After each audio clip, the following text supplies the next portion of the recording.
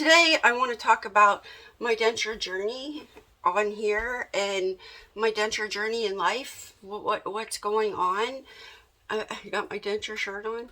All right, I like this. I just want to talk to you about just a few things. All right, I get a lot of emails and messages and comments. I get a lot of comments that say, Michelle, I know that God led me to you. I just know that.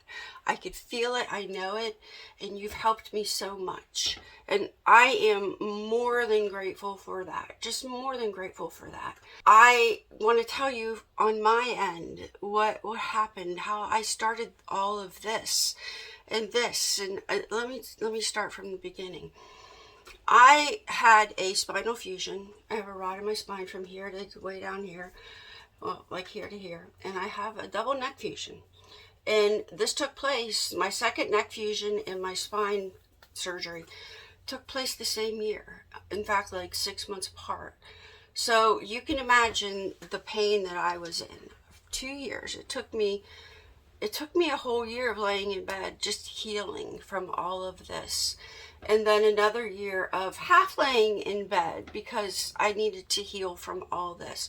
I also have fibromyalgia, so my healing was very painful. I feel pain. I feel pain more than the average person. If I would get hit by something right now, I would feel like my bone is broke. That's how it would feel. And I've learned through the years that when I get hurt, there's my dog. When I get hurt or something, I wait it out. I wait 24 hours or so to see if the pain goes away. So anyway, as I was laying in bed, I guess I was getting more depressed because I was just laying there.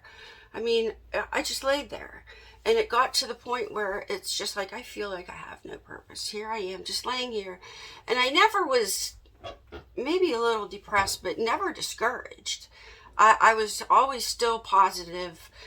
I don't know how you could be positive and depressed, but I felt bad, but I didn't. Yeah, it's hard to explain. But anyway, while I was laying in bed, I watched YouTube.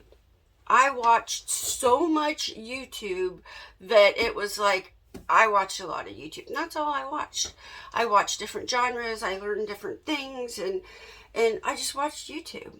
So fast forward, another year. And that is when I was like, I don't have purpose. I have no purpose. I don't work anymore. I'm healing up and I can move around better now.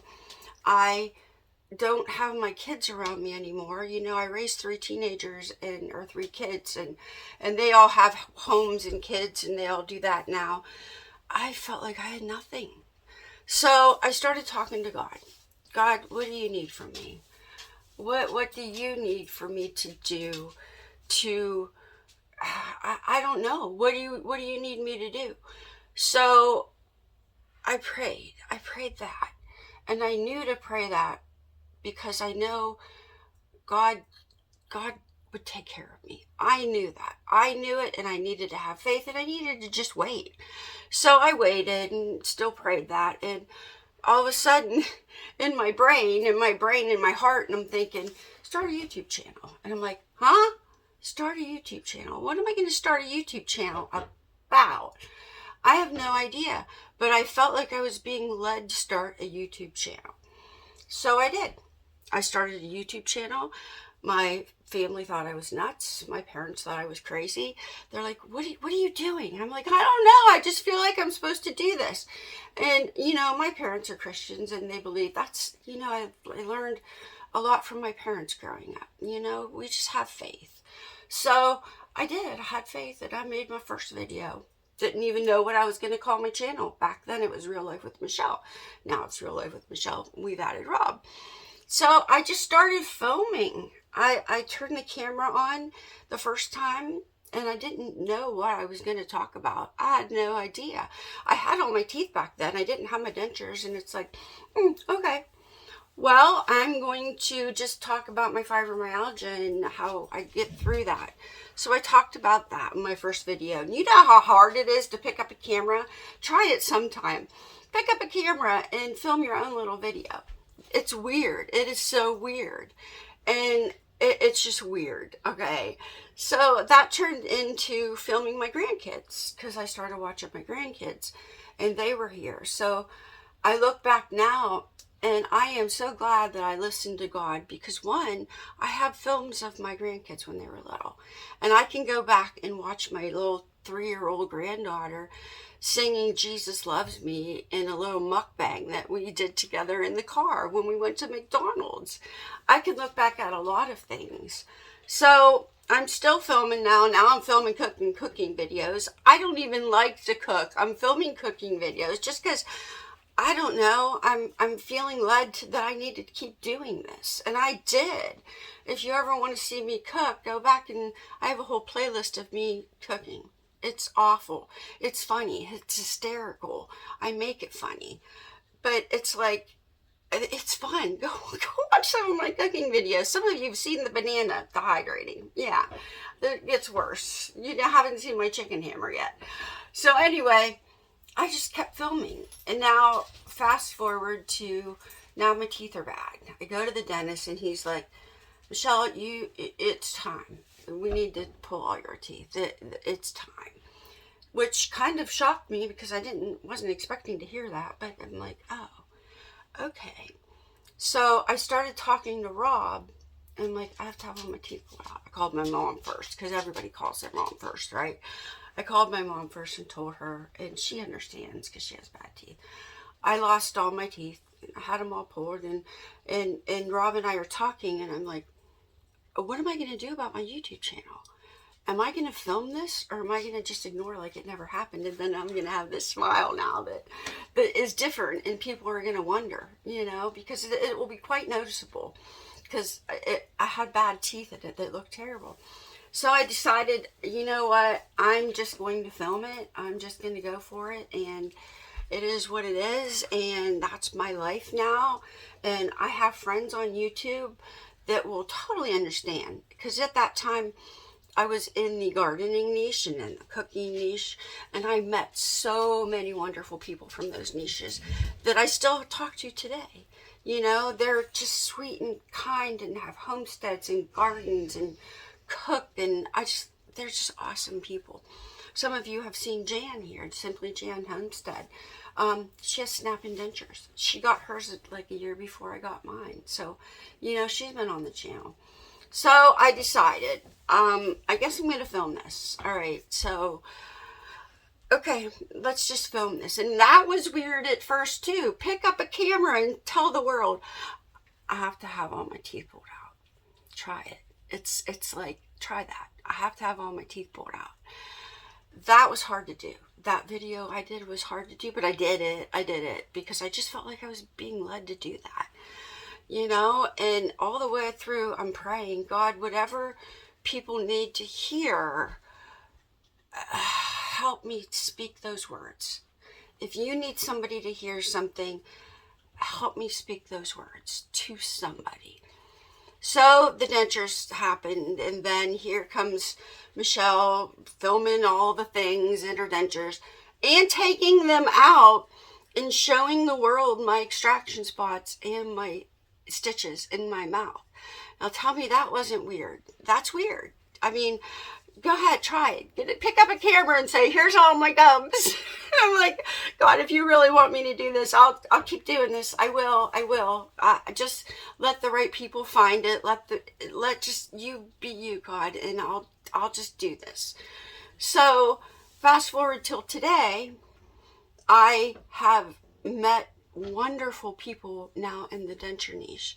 And I can tell you, I have friends now that God has put in my life, so all of you that are emailing me and messaging me and commenting saying, Michelle, I know God led me to you. I know he did too. I truly, truly believe that. And I'm so grateful for that, because I didn't start any of this to make money. Oh no, that thought wasn't even in my mind. It was, God, what do you need me to do? I'll do it for you. Do you need me to what do you need me to do? And he has led me here. Now, some of the brands that I have met, God led me to them. Jen from Denture Box. That she is a godly woman that texts me almost nightly, and she has her little prayer book and studies, and God led me to her because Jen and her family went through a traumatic time at the time before they started Denture Box, and it was because of a trauma. They decided they saw a need. They saw a need for people to have dentures at an affordable price. It wasn't, I'm going to make money off of dentures, making dentures. It was, hey, how can we help people? So God put us together. You know, Josh and Camilla from GumGuard. Josh went through a traumatic injury, and he lost all of his teeth. And he needed a product like GumGuard. At the time that he had all the distractions, he's like, what are we going to do? We need like a GumGuard or something that will help people. So Josh, out of the goodness of his heart, not the money, making money is on the back burner. That's just on the back burner for all of us. So Josh started making these GumGuards. He knows how to do all that, the printing and everything. And Camilla, they're supporting him. That's God put me in their life. I know he did. Dr. B, I'm involved a lot with Dr. B now, and God put me in his life. God put him in my life. Yeah. And he started his whole product line from his heart. He did it because it's not money. Believe me, none of them are really making a lot of money on any of their products. It was because he wanted to help people. His goal was to give somebody a good product that would clean your dentures and clean your mouth, and you wouldn't get sick. Because he is a dentist, and he's seen the sickness, and he has seen what rotten teeth and bad gums can cause. So God put all of these people in my life that we support each other, and we talk to each other, and one of us is having a problem, we talk it through, and God did that for me. I know he did. So I just wanted to share that with you. And if you want to keep listening, I can tell you how I got my last job, because that is pretty interesting too. That's just a fun thing. But that's how I started my denture channel. That's how all this started. It wasn't because, it was because God needed me to do this. I truly, truly believe that. And I listened, and I have friends now, and God is in my life, and I thank him for this channel a lot. And you don't know how many times I will turn this camera on and say, God, help me. Whatever you need, help me. I can do that for you. Whatever we need to do. Hold on, my vacuum just started, and I'm gonna go shut it off. Just stay right there. Don't go anywhere. I'll be right back. Okay, I'm back. I don't have the Roomba. That's too freaking expensive. I have the Shark version. It helps me, the Shark vacuum, because just running the vacuum hurts my back, and it'll put me in bed for an hour. So we invested in that this year, and it's been wonderful. It's been just a very needy type thing. So anyway, that's how all this started. That's it. Okay, now on to, you want to hear another story? I have another story for you. I guess this is going to be Friday night story time with Michelle. I don't know. So, I just got out of a bad marriage. It was a bad marriage. I was a school bus driver for like 13 years at a local school district. And then I got out of a bad marriage, and I ended up moving away for a couple of months, and I moved back home. I had to quit that job, but I didn't want to go back to that job because I just knew that wasn't the right place for me. In fact, I moved back home with my mom and dad with one of my daughters at the time. And it was like, I don't want to drive a school bus.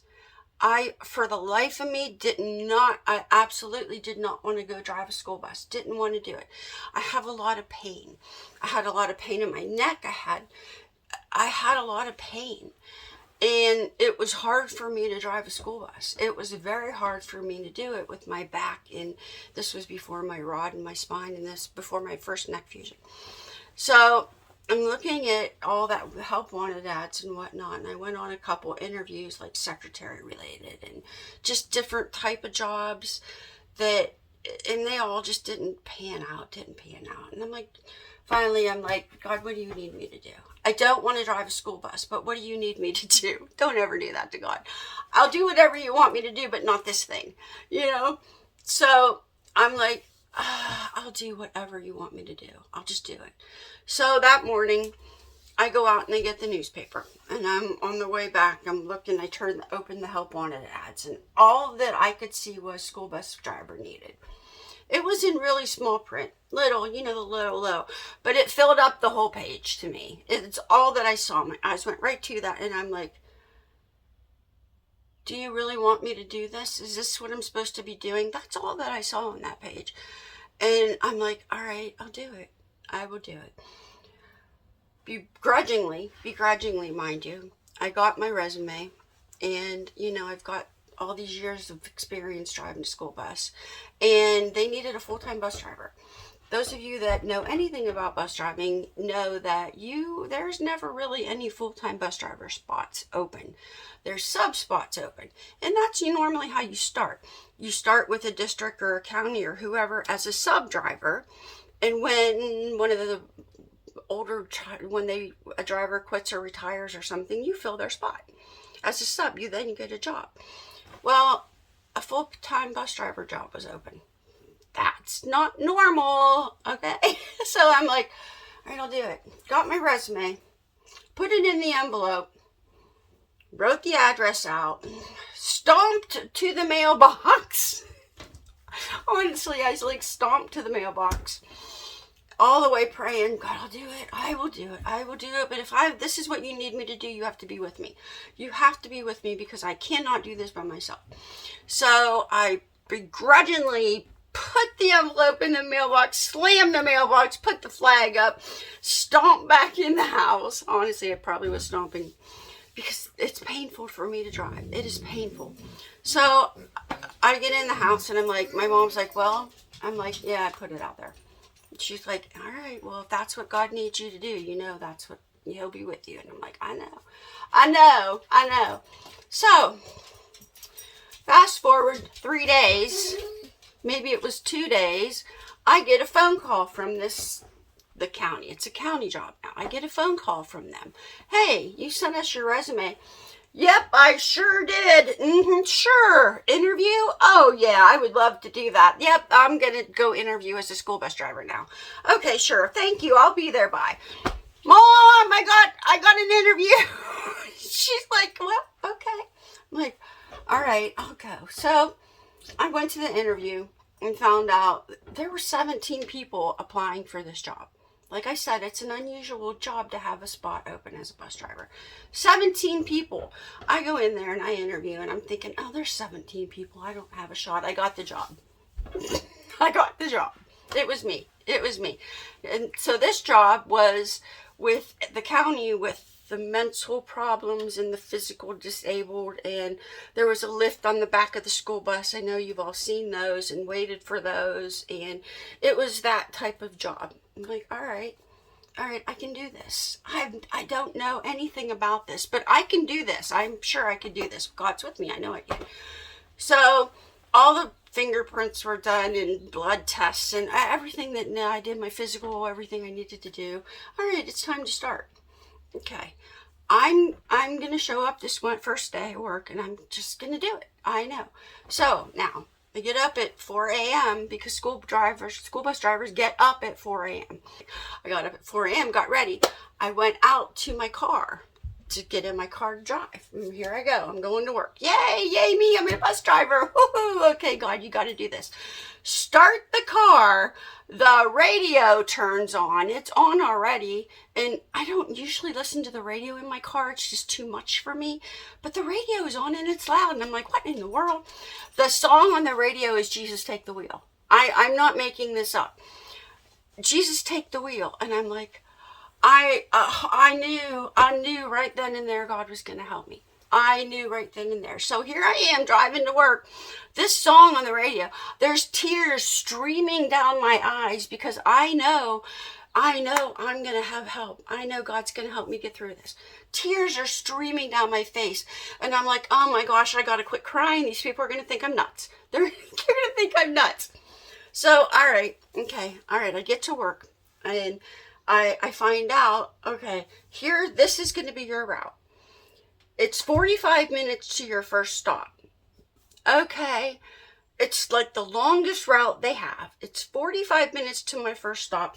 And you are going to be this is the only route that we have that does not have a bus aid, which the laws have changed now. There's bus aids on every bus. But anyway, this is your route. No bus aid, 45 minutes to pick up. Oh, by the way, there's a man on there that has seizures and he has a magnet. And every time he has a seizure, you have to swipe this magnet thing over his spot thing. And I'm like, huh? Okay. All right, I can do that. I can do that. There's other people on there. And it was Amish, mostly Amish people. And there's a deaf Amish woman, and there's other Amish, and I'm like, okay, well, I can do this. So here I am driving 45 minutes. All right. And I had a trainer with me for like 2 days. They said, oh, the trainer will be with you all week. It'll be fine. Okay. Trainer drove the route the first day, so I got familiarized with the people. Great. Second day, I drove the route. Third day, I go into work and they said, we have too many people called off and we need the trainer to drive her own bus. So do you think you'd be okay driving yourself? Sure. Okay. I got this and that, and I've got another man that just really likes me too much on the bus, and I've got just different things happening, and I'm like, sure, I could do that. I could do that. They said, just get to the first stop. Once you get to the first stop, that's 45 minutes away, he knows the route. He's high functioning enough, he can help you. Okay? All right. I could do that. So I did. I drove the bus to the first route, and I'm like, listen, you have to help me here because I don't know what I'm doing. I have no idea what I'm doing. I don't know about any forms, incident report form. I know nothing. All I know is I'm driving this bus, and I'm hoping this guy doesn't have a seizure. I'm really hoping. So anyway, I'm driving, and I'm like, okay, where do I go next? And he's like, turn this way, go this way. Great. Third day, pick him up, go back to the workshop, because I have adults and they go to a workshop. They do piecework, get paid for it. Well, anyway, I'm sitting there waiting to unload because only like 3 or 4 buses were allowed to pull up at a time. So I'm sitting back here behind a bus. Okay, I'm sitting there waiting, and I'm just waiting. And the guy behind me, the high functioning guy, says, Michelle, I think he's having a seizure. Huh? Okay. All right, great. And my bus door was open because it was warm and everything. So I got up to help this man that I didn't have any idea how to help. And all of a sudden, somebody shows up. The bus driver from in front of me, her name's Angela, by the way. She shows up in my bus, and I'm looking at her. She said, he's having a seizure. It's okay. And this is what we're going to do. And she did it all and swiped him, and he was okay and all of that. She said, I thought maybe you'd need some help. And I'm like, you think? Thank you, I did. Because I've never been trained on this yet. I'm just told to drive the bus. So that all worked out. It all worked out. I went in and got trained on that magnet that day because I said, I need help. And it all worked out. So that ended up being the most favorite job that I ever had. I have learned, I went into this job thinking, oh, I'm going to help these people because they're disabled. I'm going to help them. This is going to be good. Well, that's not the case. They helped me and taught me so much that I'll never forget that. I mean, God knew what he was doing when he put me in that job. And he took the wheel. He did take the wheel because it was weird because when I sat down to drive my first couple years, nothing hurt.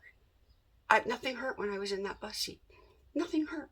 When I got home, it was like, oh my gosh, I can't walk. Nothing hurt when I was in that driver's seat.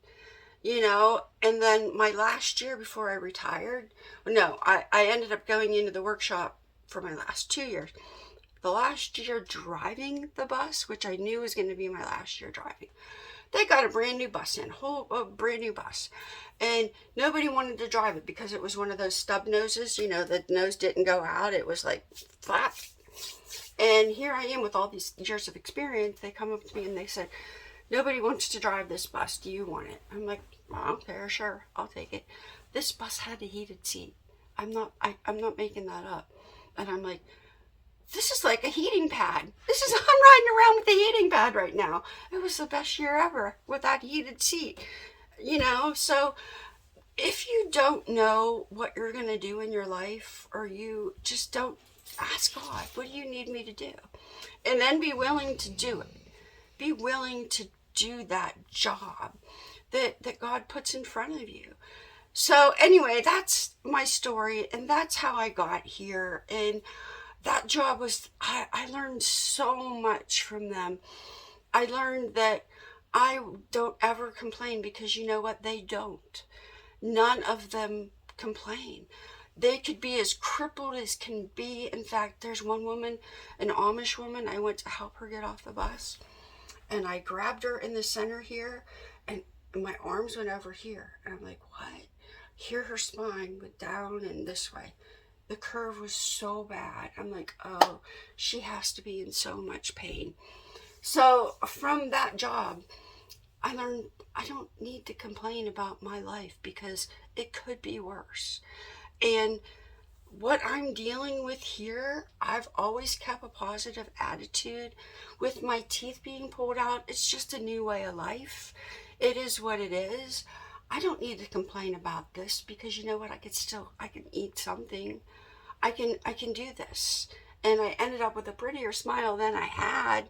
And they may be like not my teeth, but they're my teeth. So anything that you're going through, or anything that you want to do in life, ask God. Ask God what He needs you to do. And you might be surprised. I sure was surprised. But you know what? It turned out to be the best years of my life.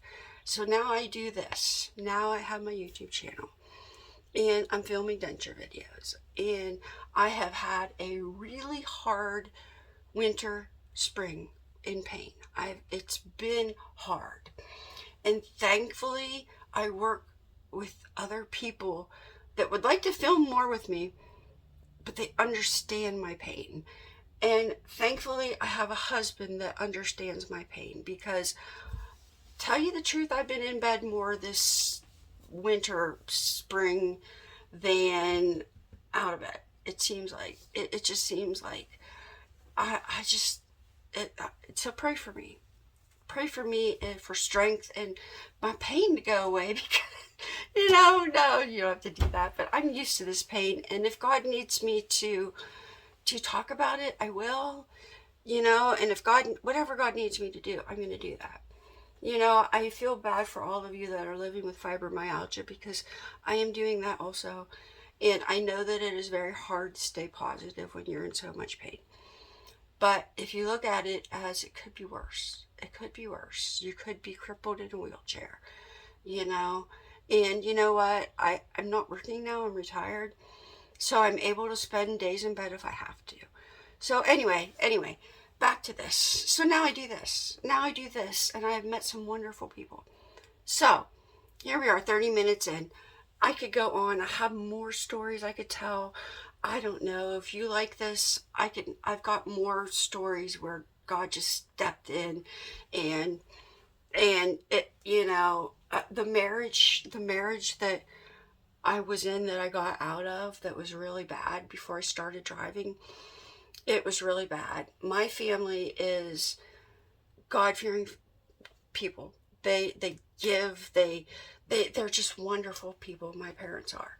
And they've taught me a lot just by watching how they live their life. They just taught me a lot. And my husband at the time used to call my family the Red Cross, because whenever I needed something, I could call my mom or my dad. And they would always listen and always be there. And they would just always, they were my rocks, my parents. So he would call them the Red Cross. He called my family the Red Cross. And I just, ignored that because it's like, yeah, they are, and I'm really lucky to have them. Well, I was at my parents' and I'm like talking to my mom. It's like, Mom, I can't be in this marriage anymore. He's so abusive. I just can't. I can't do it. I don't know what to do. God, what do you need me to do? What do you need me to do? So I am driving home, mind you, and I pass a Red Cross vehicle that was bigger than I've ever seen in my life. It was sitting in like a Burger King parking lot, getting ready to pull out. I passed this, and it was like big, huge camper size. Like, that's huge. Red Cross. Oh, you need me to go back to the Red Cross, don't you? And then a peace came over me because I just knew that Red Cross truck meant something. So I pass it, and now I'm looking in my rearview mirror and in my side mirror, and it was gone. I'm like, where did it go? I'm looking all over for this thing that was just sitting there that now is gone. And just the peace that I had at that moment. And my life turned out good. God doesn't want you to stay in an abusive marriage. He doesn't want that. And it was hard for me to get through that because it's like God doesn't like divorce either. God doesn't like people that are abused either. So I was able to get out of that and go back to the Red Cross. See, now I'm still talking. All right. If you want to hear more stories like this, I have a lot. I can tell you things that have happened to my parents and just things that we know were God. We just know. We just know that we're God things, you know? So anyway, if you're not subscribed, subscribe before you leave. Hit the little like button, you know, do all the things that YouTube people do. I don't know. And I will see you like in my next video, like maybe next Friday night. Rob and I can do something. I don't know, something. But I'm enjoying these Friday nights premieres. I'm enjoying that. So, all right, I'll see you next time. Bye.